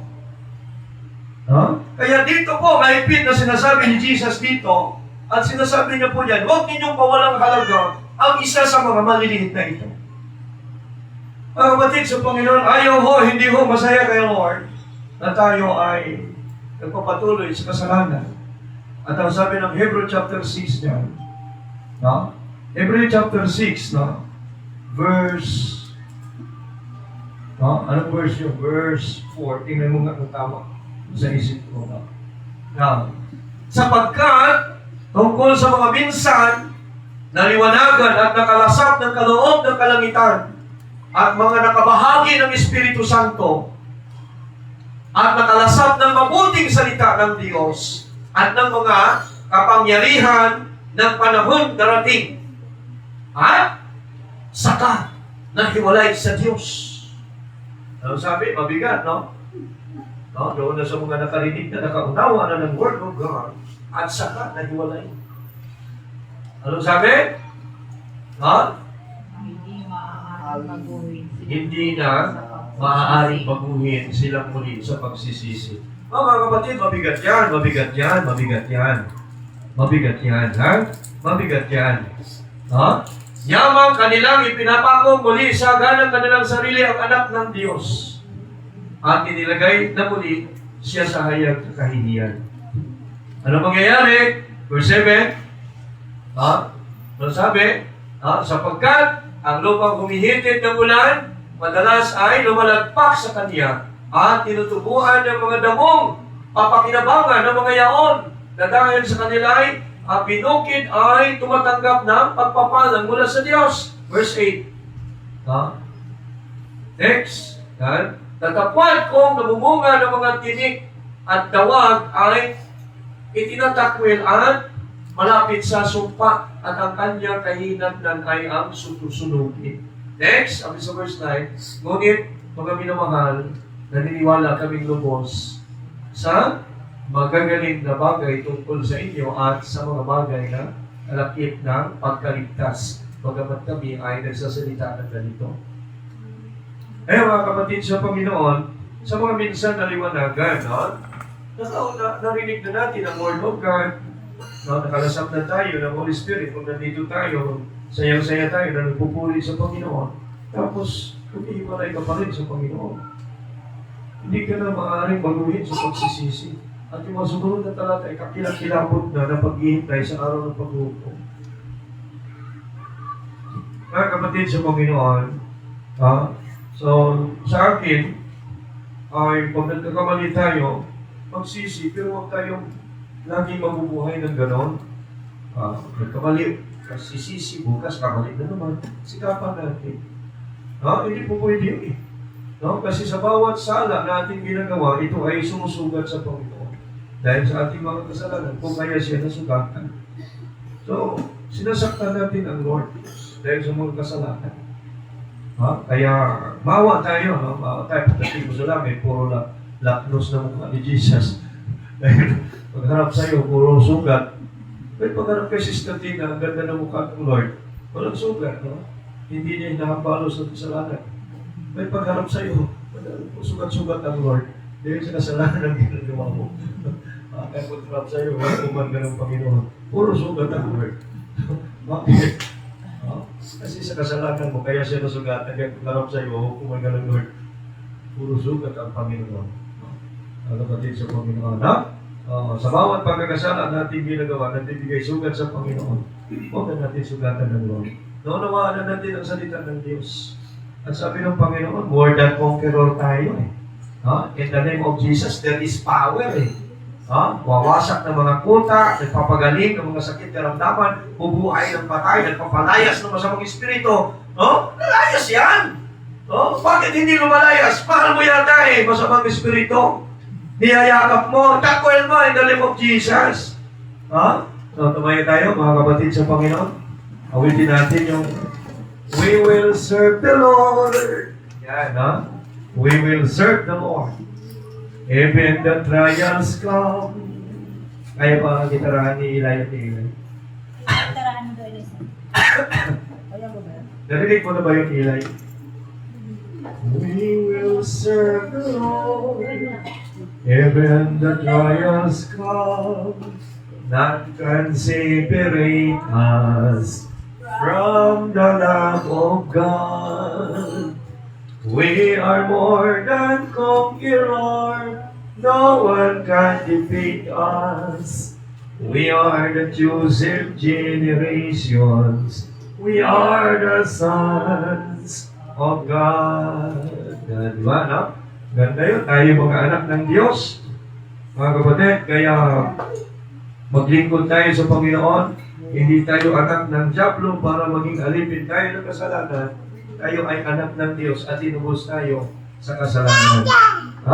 Kaya, mga kapatid sa Panginoon, ang pananampalataya kay Kristo, tandaan nyo palagi, malaki ang nagagawa nito.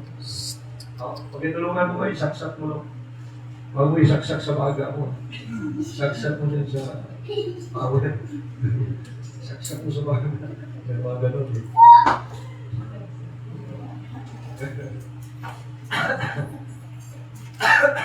Kaya, salamat kay Lord, no? Dahil sinulong.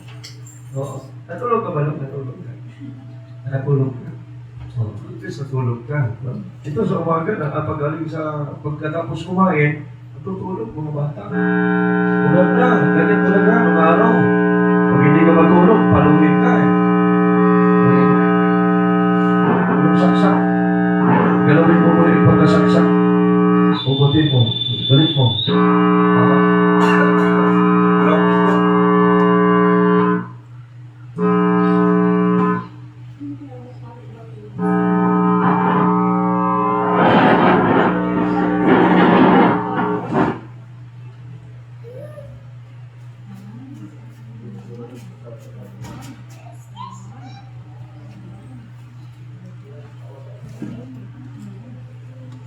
Bilang naman tayo, Pastor. Bilang na lang isa.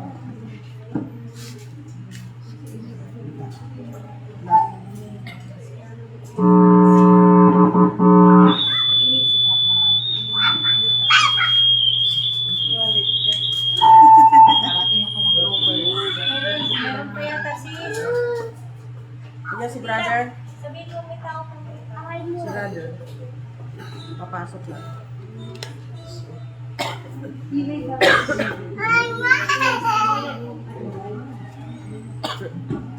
ko sila na Eliza.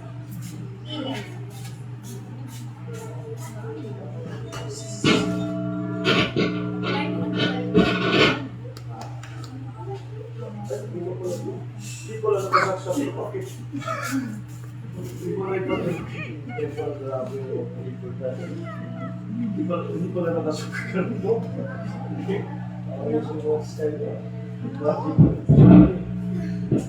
Ay, nagkalay ba? Napapabilisan na. Hindi mo napapabilisan na. Bakit? Naipa. Ganda gawin na, mga kapatid. Donggoge. Ito ay Nanonood ako dito. isang pananalangin sa Panginoon. Galing ito sa aklat ng Diyos, Mama. 24:15. As for me and my house, we will serve the Lord. Mamili kayo sa araw na ito kung sino ang inyong paglilingkuran. Ngunit ako at ang aking Panginoon, maglilingkod kayo. Sabi dito. Mga kapatid sa Panginoon, awitin natin na may pananalangin. Seryoso tayo mga kapatid na nakikipagmiig sa Panginoon. Maialay natin ang ating buhay sa Diyos, maging ako man. Sabi nga ni Apostol Pablo, hindi ko sinasabi na inabot ko na, ngunit ang aking ginagawa, nagtutungulin ako patungo sa mga bagay na nasa unahan at nililimot ang mga bagay sa nakaraan. Forgetting those things which are behind and reaching for those things which are before. Magbubol tayo at sumungin na natin bilang mananampalataya ang journey na binigay sa atin ng Lord. Sundan natin at ang sabi ng Lord, my word is the lamp unto your feet. Ulitin natin. We will serve the Lord even the trials come. None can separate us from the love of God. We are more than conquerors. No one can defeat us. We are the chosen generations. We are the sons of God. Once more. We will serve the Lord, even the trials come. None can separate us from the love of God. We are more than conquerors. No one can defeat us. We are the chosen generations. We are the sons of God. We will serve the Lord. We will serve the Lord. As for me and my house, we will serve the Lord. We will serve the Lord. We will serve the Lord. As for me and my house, we will serve the Lord. Once more. We will serve the Lord. Even the trials come, none can separate us from of the love of God. We are more than conquerors. No one can defeat us. We are the chosen generations. We are the sons of God. We will serve the Lord. We will serve the Lord. As for me and my house, we will serve the Lord. We will serve the Lord. We will serve the Lord. As for me and my house, we will serve the Lord. We will serve the Lord. We will serve the Lord. As for me and my house, we will serve the Lord. We will serve the Lord. We will serve the Lord. As for me and my house, we will serve the Lord. Alam niyo mga kapatid sa Panginoon, sinabi ko noong pumasok ako sa ministry, naglingkod ako kay Lord, sabi ko, Lord, tulungan mo ako na ipagmamalaki ako ng anak ko, ng mga anak ko. Ang tatay nila ay naging responsable at tao na dapat tularan. Yun ang aking panalangin at ninanais ko na aking pamilya walang masasabi sa akin. Mga kapatid, mag-iwan tayo ng legacy na matatak sa isip ng tao na minsan tayo nabuhay at nag-iwan na mabuting halimbawa. The first ministry we have to cure ay ang ating pamilya.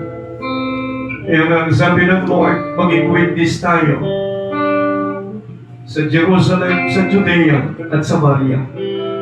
Ang tahanan, ang pinakaunang ministry natin na dapat natin i-mission. Lahat naman ay nakaranas ng pagkakamali, pagkabigo. Buhay pa tayo, binibigyan tayo ng Lord ng another chance. Ayusin natin, mga kapatid. Ayusin na natin ang ating pagtahak sa buhay na ito. Panginoon, maraming salamat o Diyos. Salamat sa walang sawang pag-uunawa ninyo sa aming mga pagkukulang. Panginoon, nahihiya kami.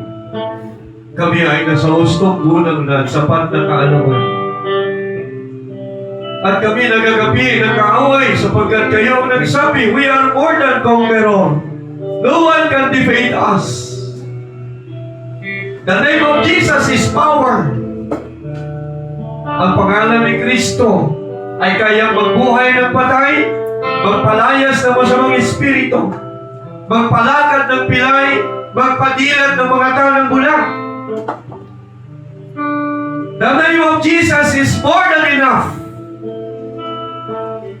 Kaya kami nahihiya, Lord, at kami ay nagagapi pa ng kaaway. O Panginoon, please, Lord, open our heart and mind, ang understanding sa mga bagay na makalangit ay pumasok sa aming puso't kaisipan at magkaroon ng transformation sa aming kalooban upang sa panlabas naming kaanyuan ay tunay na makikita ang glory ng Panginoon sa amin. Oh Lord, thank you sa mga mensahe ninyo na ilatag sa aming harapan sa gabi ito. Salamat sa mga testimony, Panginoon. Lord, maraming salamat po Umaasa kami, O Diyos, ang inyong patuloy na pagbabago sa aming buhay. Tulungan niyo po kami. Tulungan niyo po kami, Panginoon. Hindi niyo ibig ang pagkakasala sapagkat nagbigay kayo ng kautusan. Huwag gawin. Aming naunawaan ang kalayaan na sa amin. Kung aming gagawin o hindi ito ayon sa inyong kagustuhan. Lahat ng aming ginagawa ay kagustuhan ng Diyos sapagkat ikaw nagbigay ng utos, huwag gawin ang mga bagay na ito. At kung ito ay aming ginawa, hindi po ito kagustuhan ninyo sapagkat nagbigay na kayo ng babala. Lord, kami ang may dala ng aming mga sarili. Alam namin ang aming pwedeng gawin kung tama o mali. Kaya Panginoon, salamat sa inyong kabutihan sa kami. Sa ngalan ng Panginoong Hesus, magtatagumpay kami, Panginoon. Sa ngalan ng Panginoong Hesus, lahat ng sakit ay gagaling. Sa ngalan ng Panginoong Hesus ay lalaya sa lahat ng nakagapos sa amin. Kahirapan, sakit, karamdaman, kasalanan, gumagapos sa bawat isa. In the name of Jesus, malaya na kami. Malaya kami, O Diyos, upang gawin ang kalooban ng Diyos. Ang katawan namin ay templo ng Santong Espiritu. Tinubos ni Kristo ng kanyang dugo sa krus ng Kalbaryo. Hindi kami ang nagmamayari ng aming katawan. Kami ay pinagkakatiwalaan lamang ng Diyos kung paano namin ito dalhin, paano namin ingatan. Kaya sinabi ng Lord, kung ipahamak ng sinuman ang kanyang katawan, sapagkat ang katawan ay banal, templo ito ng Espiritu Santo, ipapahamak din siya ng Diyos.